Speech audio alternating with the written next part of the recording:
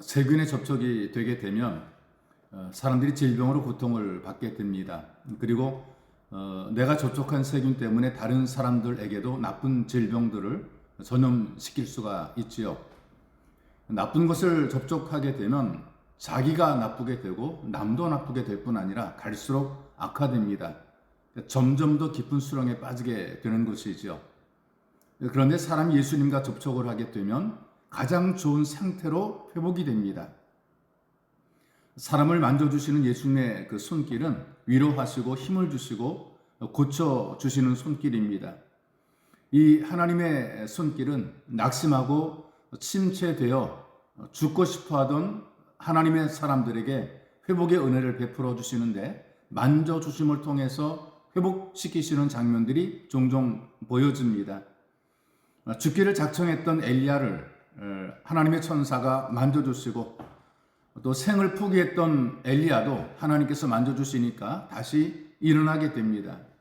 하나님께서 만져주시니까 힘이 생깁니다. 예수님께서 만져주시니까 질병에서 치유가 됩니다.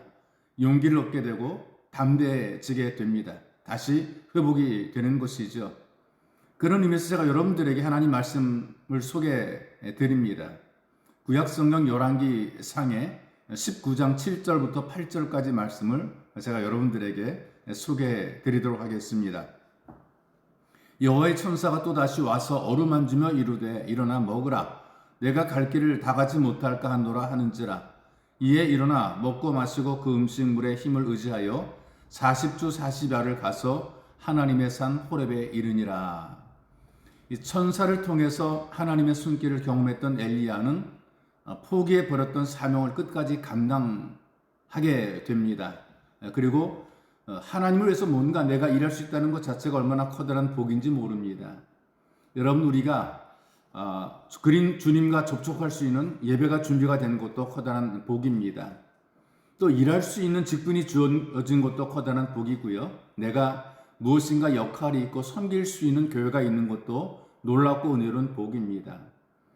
그럼에도 불구하고 주어도 먹지 못하는 사람들이 있어요.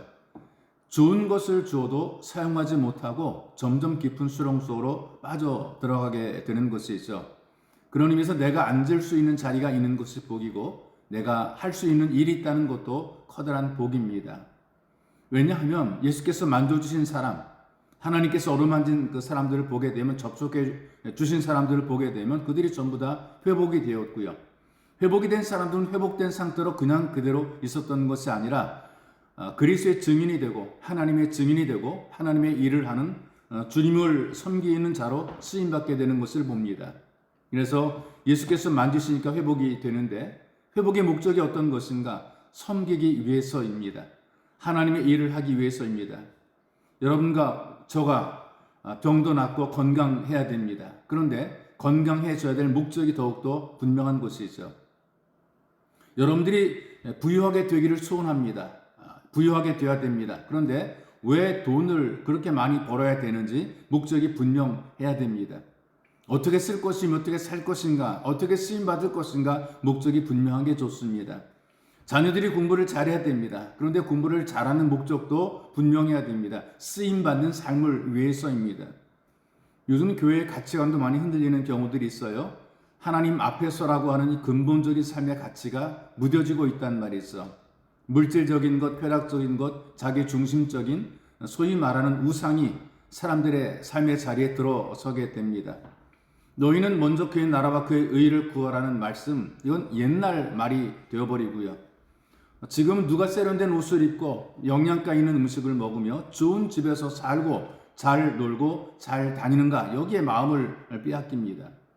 그러니까 잘 살아야 되는 것에 목적을 두고 살고 잘 먹고 건강해야 되는 것 자체가 목적이 되어버렸습니다. 성도들은 얼마든지 즐길 수 있고 자기가 원하는 일을 할 수가 있습니다. 그런데 목적이 무엇이냐는 것이죠. 왜? 무엇 때문에? 이렇게 질문해 보는 것이 중요합니다. 종종 그 목회자가 왜 목회자가 되어야 되는가도 모릅니다. 전도사들은 무엇을 가르쳐야 되는지 모를 때가 있습니다. 교회 모든 직분자들이 왜 내가 그 직분을 받았는지 모르고 그냥 그대로 직분을 받는 경우들이 많습니다. 많은 그리스도인들이 교인이라는 이름만 걸고 예수님과 접촉되지 못한 삶을 살아갈 때가 많이 있습니다.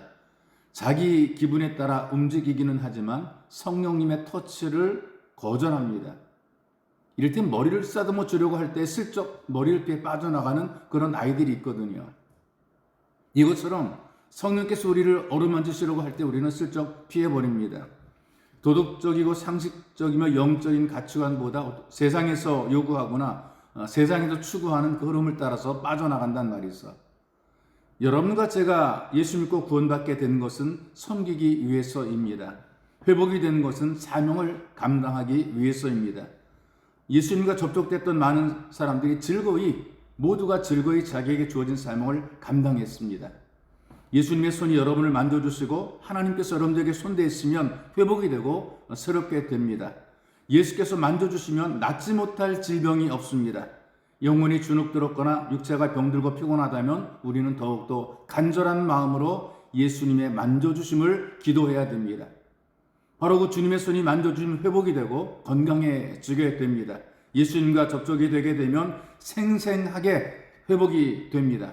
이왕의 인생 살아가는 것 그냥 살기보다 예수 그리스도의 손에 접촉이 되고 하나님에게 접촉이 되어서 귀하게 아름답게 보람있게 의미있게 쓰임받는 삶으로 살아가시기를 예수님의 이름으로 축복합니다.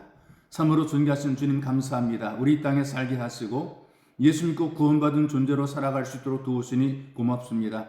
하나님, 우리가 이 땅을 살아갈 때 그냥 사는 것이 아니라 어디에서 와서 무엇 때문에 삶이 어디로 가는가 알지 못하고 막연하게 사는 것이 아니라 하나님께로부터 와서 하나님의 이름과 영광을 살다가 하나님 앞으로 간다는 확실한 목적의식을 가지고 살아갈 수 있도록 은혜를 베풀어 주시고 주님에게 접촉이 되어서 귀하게 쓰임받는 은혜로운 삶이 되게 우리를 도와주옵소서. 우리가 살아가는 삶이 가장 기쁘고 보람있고 의미 있는 삶이 될 수 있도록 인도해 주옵소서. 보배로우신 예수님의 이름으로 기도하옵나이다. 아멘.